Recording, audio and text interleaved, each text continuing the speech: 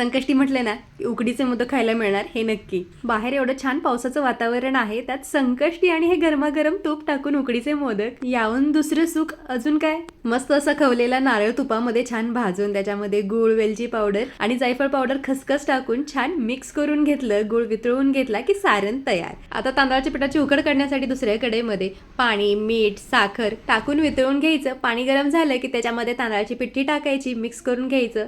5 मिनिटं झाकण ठेवायचं.